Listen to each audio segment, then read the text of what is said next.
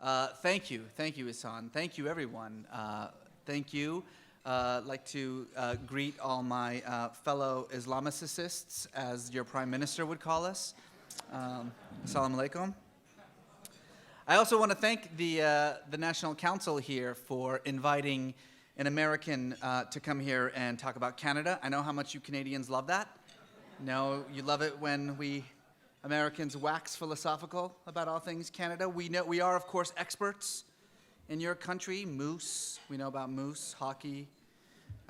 You put mayo on your fries. We know everything there is to know about Canada, and so I'm here to school you about your own country. Actually, funny story. This kind of stereotypical ignorance between our borders goes both ways. I remember my first trip to Calgary. This was years ago. I was hanging out with some people, and they said, "Where are you from?" And I said, "I'm from Los Angeles." And the guy said, "Oh, do you surf to school?"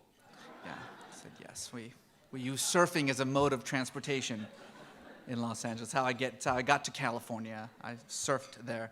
Anyway, the truth is that when it comes to the Muslim experience, particularly the immigrant Muslim experience, there is actually a great deal of commonality across North America between the United States and Canada. And so perhaps I can share a little bit of what I've learned in my work and my activism in trying to reframe perceptions of Islam and Muslims in the U.S. And then in return, hopefully we can have a conversation later on about what you guys can teach us on, south of the border.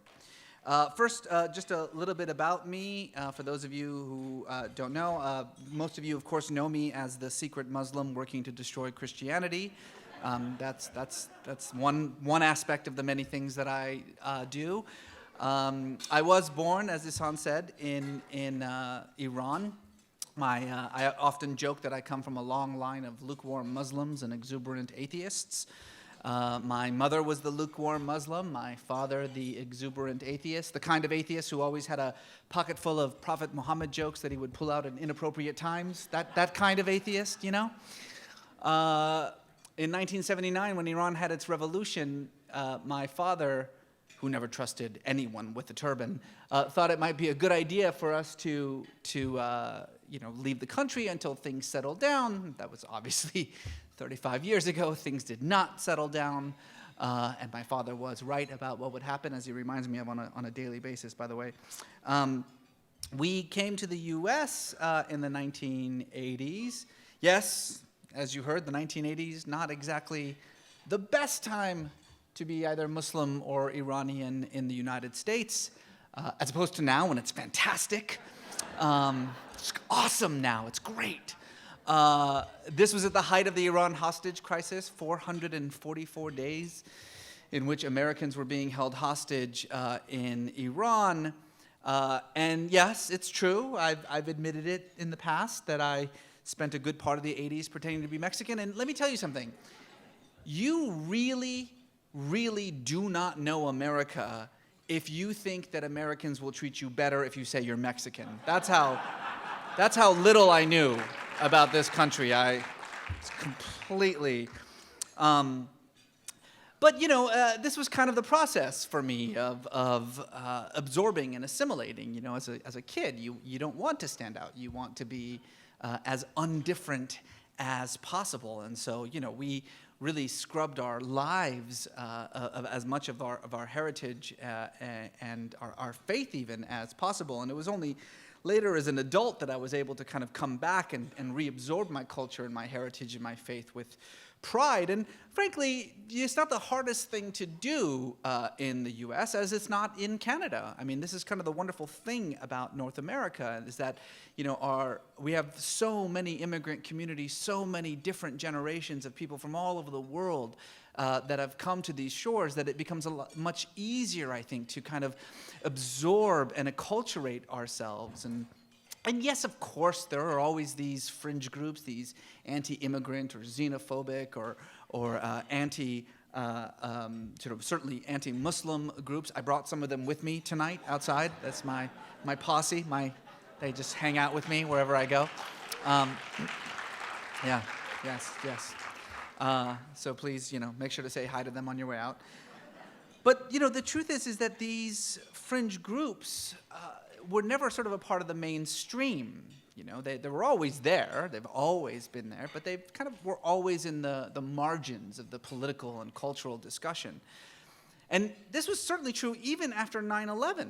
I mean, obviously there was a great deal of sort of anti-Muslim suspicion that we saw in 9/11. I read a poll once that said that there was about 56% of Canadians who, in the immediate aftermath of 9/11, had personally experienced harassment or abuse. And I would say that was probably a similar figure in the United States. But again, that harassment, that abuse maintained a sense of a marginalization to it. It was from the fringe groups and not so much a part of the mainstream. And indeed, even in the United States, during the height of the war on terror and sort of this disastrous notion that we are battling some kind of cosmic conflict between Islam and civilization, between good and evil, as President Bush liked to put it. Even during the height of that, it was always quite unusual to see the kind of rhetoric that one would see on the fringes become a part of the political mainstream. But then, interestingly, something started to change. Around 2005, 2006, a lot of us noticed this, where you had this sudden and unprecedented rise of anti-Muslim sentiment. And interestingly, it was clear that it had very little to do with 9/11 itself. In fact, the polls showed that very clearly, that sort of the opinions about Muslims were unchanging in the months and even the years immediately after September 11th. But then, sometime around 2005, 2006, began to steadily rise and then really became at unprecedented levels by about 2008, 2009. And again, as I say, the polls show this. In the United States, the sort of negative view towards Islam jumped from 43% in 2001 to 57% in 2012. That's a Washington Post poll.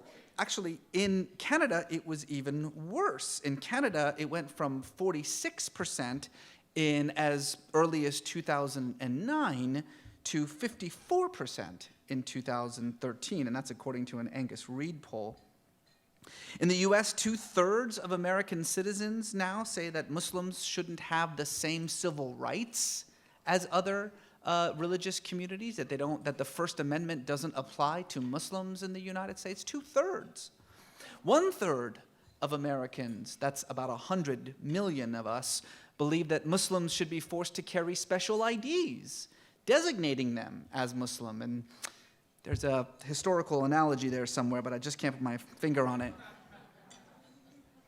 You've got similar numbers now in Canada. 56% of Canadians believe that Western and Islamic values, whatever those two things mean, are in a, quote, irreconcilable conflict with each other. And you have 40%, 4 out of 10 Canadians now, approving of the deliberate profiling of airline passengers who appear Muslim. I love that, appear Muslim, because, we all look alike. Now, in the US, of course, there is a spate, you may have heard about this, of anti-Sharia legislation. 23 states, it's nearly half the states in our union, have either passed laws or are debating laws to outlaw the use of Sharia in their states, which I think is really funny because we actually already have a law banning Sharia in America. It's called our Constitution, but whatever. And now, of course, as we've talked about today in Canada, we have this sort of so-called values charter, which specifically is meant to deny these essential government services, public employment, education, healthcare, et cetera, to women who wear a certain kind of head covering. I love the sort of philosophy behind these kinds of legislations, because obviously it's impossible to imagine that a Muslim woman would choose to cover herself. How could she possibly choose to cover herself? It must be that her husband or her father is forcing her to, so therefore the state will force her not to. It's a great, great logic there.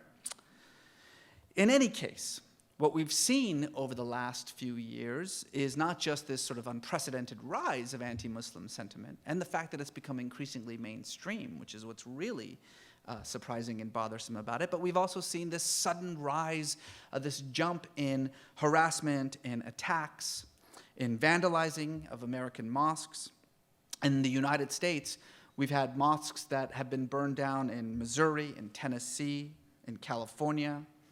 Indeed, in 2012, in 11 days, in an 11-day period, 8 mosques were attacked in an 11-day period in 2012. I mean, it's just absolutely shocking. I mean, if you replace the word mosque with church or synagogue, I mean, it would have been an uprising in the United States, but very few people even bother to pay attention. This same thing, of course, has happened in Canada.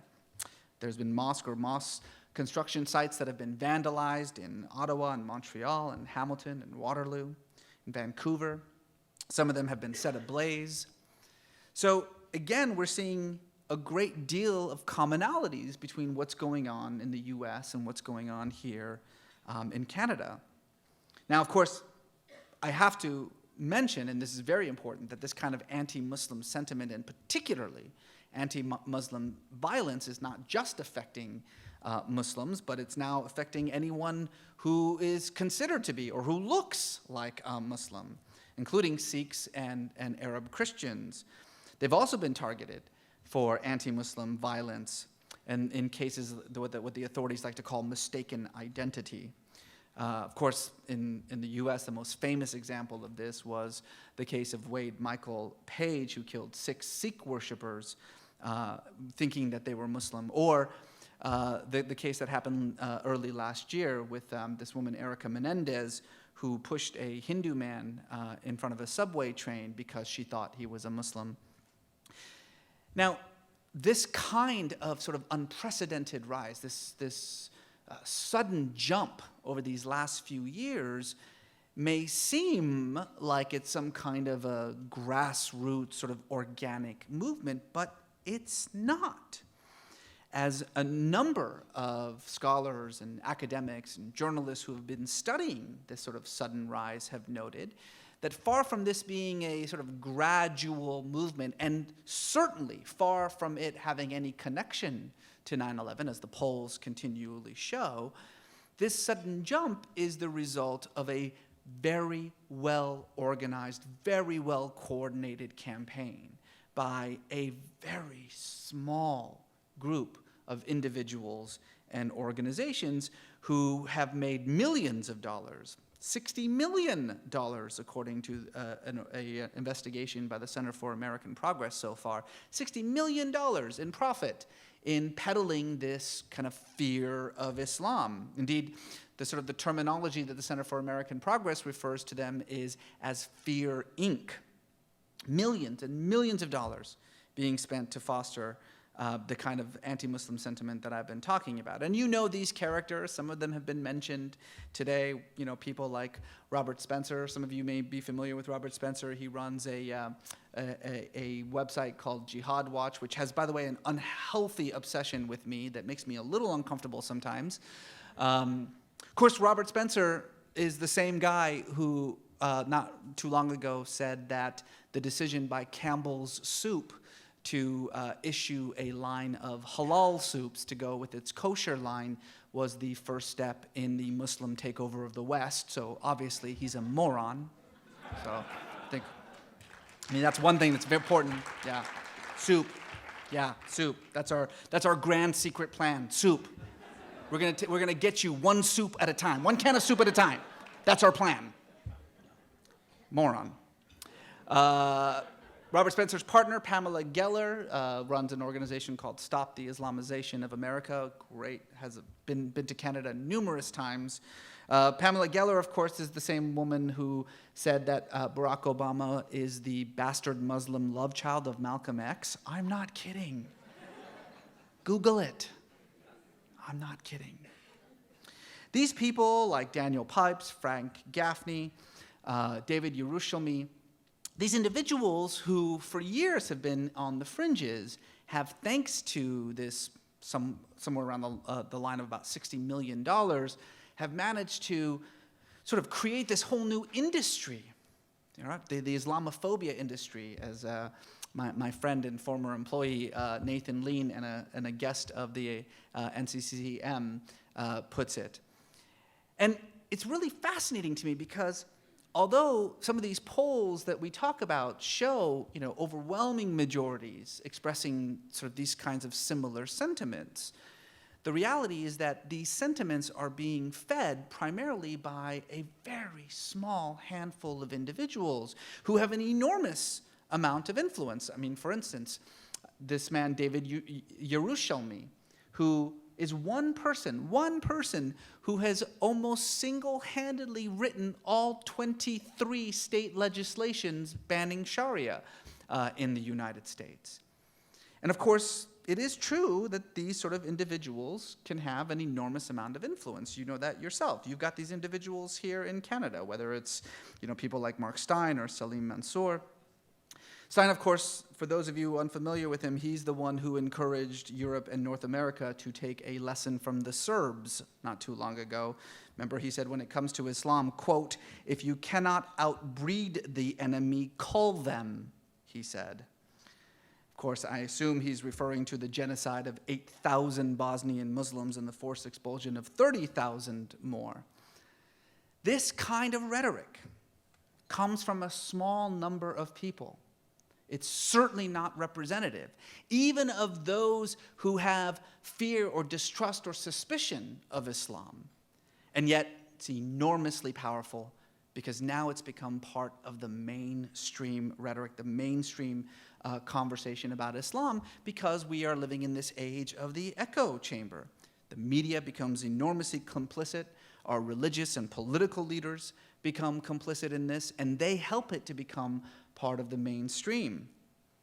In the US, you have very popular preachers like Franklin Graham, son of the great Billy Graham, who recently said that Islam is an evil and wicked religion. You have politicians, mainstream politicians like Newt Gingrich. Newt. He thought he was going to be president. Cuckoo. Newt Gingrich, who, of course, during his presidential debate, promised that he would never allow a Muslim to serve in his cabinet. And when the moderator, somewhat shocked, asked him to explain himself, he said, well, I mean, we didn't allow any Nazis to serve in our cabinets during World War II, did we? Did you catch that? We didn't allow any Germans to serve in our cabinets in World War II, any Nazis. This kind of stark, unapologetic labeling of all the Muslims in the United States with terrorism, with Al-Qaeda, to have someone running for the highest office in our country, saying these kinds of things, I mean, this is what has changed. It's the mainstreaming, if you will, of this kind of rhetoric that has changed. And of course, you have it here in Canada. It's another thing that we have in common, where you have your own prime minister talking about how Islamicism, which I'm pretty sure is a word he made up, Islamicism, I can't even say it, is the biggest threat to Canada. Now, even though these are small minorities, even though they are individuals, they are organizations, they obviously have enormous power, as we've heard earlier, because rhetoric matters. As was said earlier, the words that you use matter. They have consequences. In this case, the consequences are quite real. I think to Anders Breivik, the Norwegian madman who killed 76 innocent people in Norway in the name of anti-Muslim sentiment, who cited not just Robert Spencer 176 times, but cited Mark Steyn, cited Salim Mansour in his anti-Muslim manifesto. So these words, they're no longer in the fringes. They're now part of the mainstream. They come from small individuals and groups, though they are well-funded. But because of the echo chamber in both of our countries, they become part of the political rhetoric, the political dialogue about Islam. And they have quite obvious and horrific consequences, as we all know. But I guess what I want to say is that in both of these cases, what's at issue here is not really fear of Islam. In fact, I would go so far to say that this kind of surge in anti-Muslim sentiment isn't even about Islam. I mean, you can definitely see this with regard to the Sharia legislation in the United States. The vast majority of Americans who would say that they are worried about, the Shariaization of America, that any minute now, Islamic law is going to take over the country, have no idea what Sharia even means. I've got a degree in the subject. I don't know what Sharia means, okay? So it's not about that. It's not about Muslims. It's not about Islam. It's not about Sharia. It's about something else.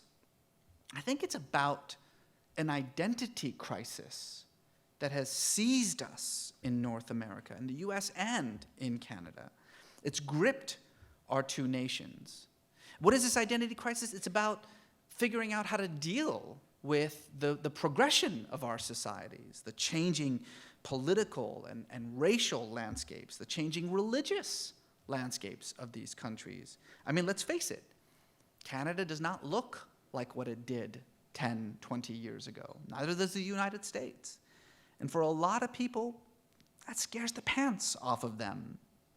And that sense of dispossession, of feeling unmoored, of not recognizing the world that you thought you once knew, that desire to return to some kind of, frankly, totally imaginary past, a past that never existed to begin with, is one that is understandable, and yet one that requires an other to define itself against. It's a crisis that's about our countries and how our countries see themselves much more than it is about how our countries see us, Muslims or Arabs or South Asians or foreigners in general, to be honest with you. I mean, that's what this is all about. I mean, it's very obvious in the United States when the majority of Republicans still believe that our president is Muslim. The majority of Republicans still believe Barack Obama is a Muslim. And as the polls have repeatedly shown, the more you disagree with President Obama's domestic policy, the more likely you are to think that he's a Muslim. There is a one-to-one correlation between those two things. Why? Because Islam has become a kind of byword in both of our countries for the other. Whatever is fearsome, whatever is foreign, whatever is exotic, whatever is unfamiliar is being called Islam. And that sense of otherization, that notion that, that this other is out to get you, the desire to define yourself in opposition to someone else, is one that I think many of us could understand and maybe even perhaps identify with in one sense or another. Now, let's talk about the reality for a moment, because I want to emphasize that, this kind of rhetoric is really based on just absolute falsities, absolute lies. The realities speak for themselves, and most of you know it. Muslims in the United States make up about 1% of the population. There's about 3 million of us in the US. About 1 million Muslims in Canada, about 3% of the population. So we have a little bit of a ways to go before we can destroy Western civilization. When we get to 5%, then we'll take over. But, at 1 to 3%, we still got some ways to go. Both in the US and Canada, Muslims, particularly immigrant Muslim communities, make up the highest rates of literacy and education, also the highest rates of citizenship. A recent survey showed that the overwhelming majority of Muslims say that they are proud of their Canadian nationality, they're proud of their Canadian citizenship, and very much It's the same thing in the United States. And while the issue of violence and terrorism is a real issue, one that we shouldn't try to sweep under the rug, as we've seen by whether it's the Boston bombings in the US or the so-called Toronto 18, the fact of the matter is that this is an issue that is often sort of exaggerated for political and media effect. The United States government did a research on this, and what they discovered was that you are more likely to be killed by unstable furniture than by a terrorist. So, beware of your lazy boy is what I'm trying to say. And as is the case in Canada and in the United States, it turns out that the single greatest source of tips to the intelligence and police community when it comes to Muslim radicalism is what? Other Muslims. That's right. But I sort of hesitate to sort of talk about these facts because the truth is that the facts don't really matter. I could sit here all day if you wanted to and give you facts and figures, data points. I can show you graphs. I can talk all day about what the polling shows, but it really doesn't matter.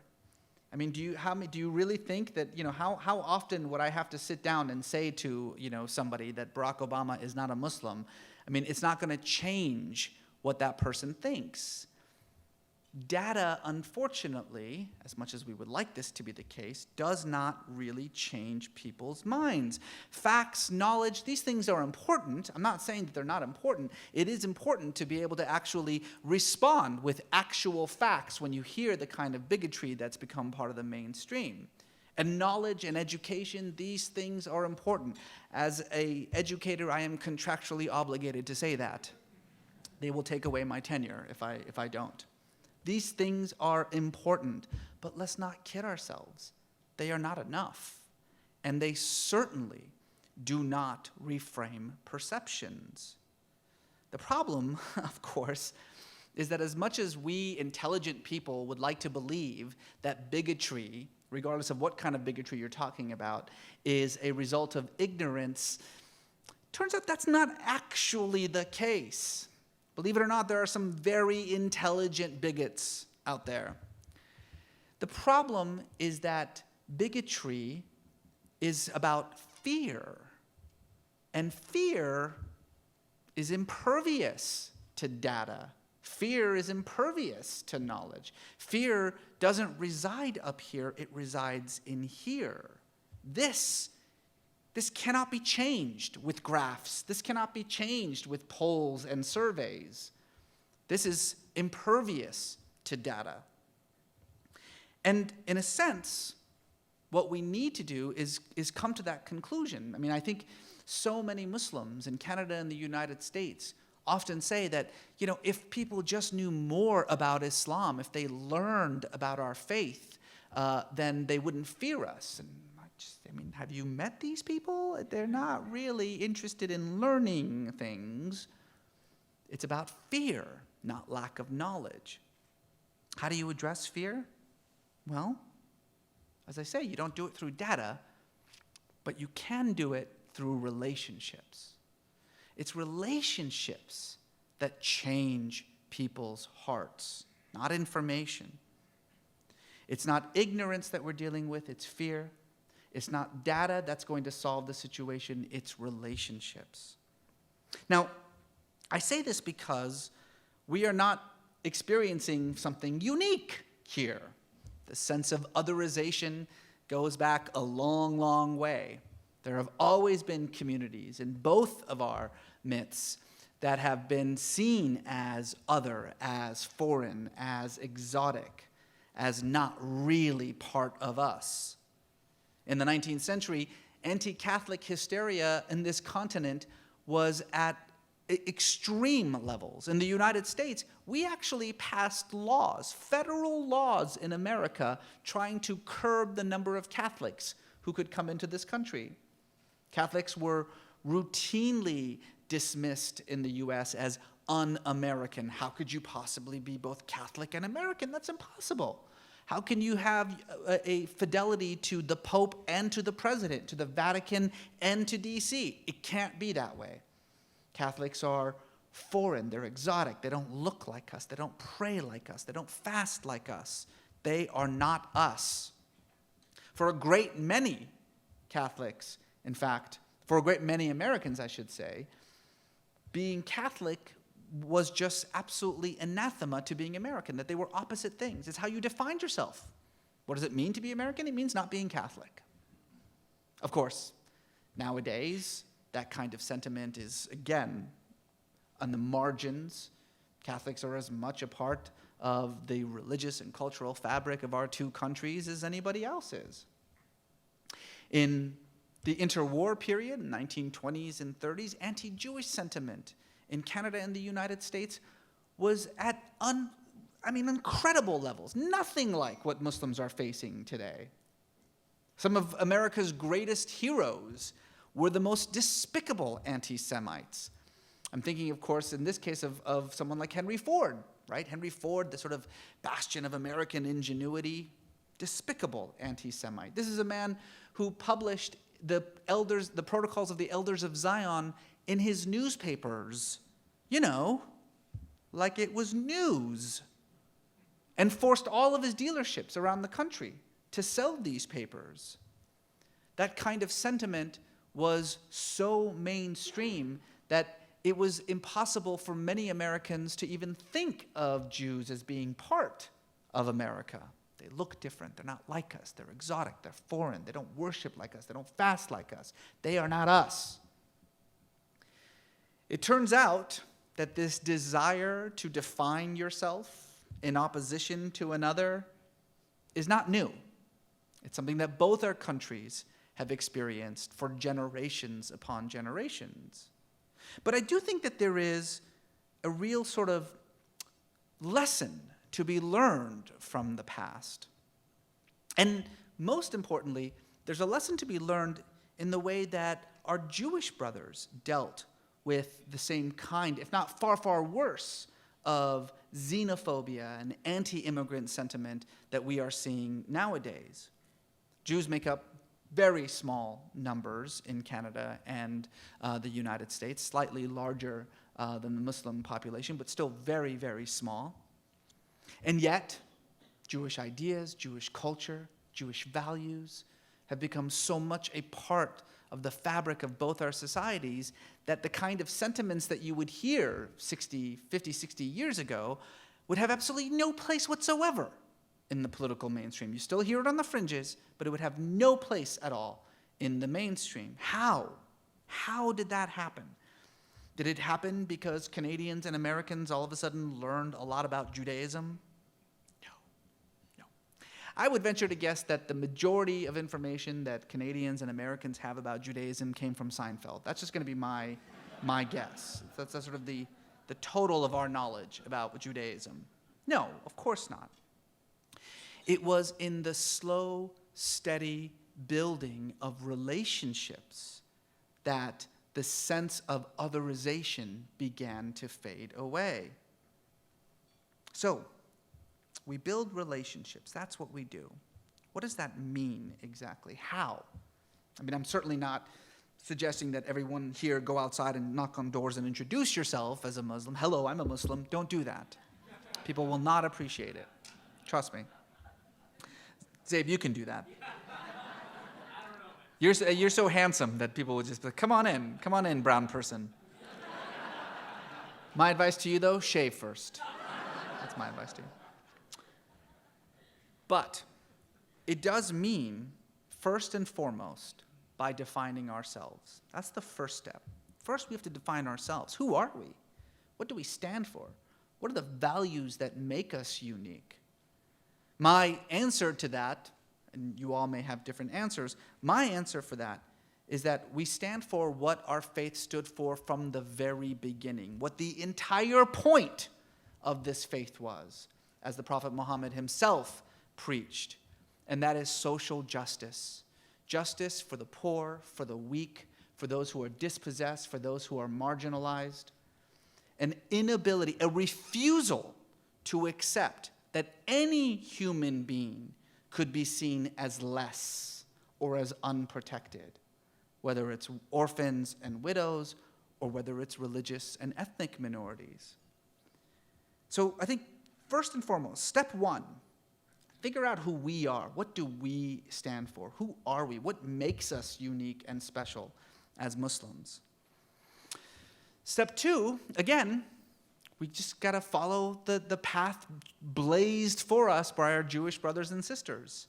We need to figure out a way to integrate our stories, our experiences, our values into the larger cultural stories of our communities.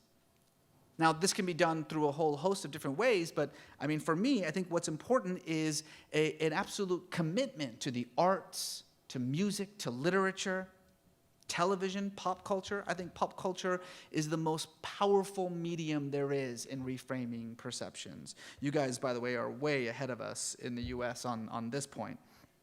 But that's how you change the public narrative, by inserting your stories into the stories of your community. Those of you who are questioning the power that even television has in changing people's minds, I remind you about what's been taking place with the LGBT community.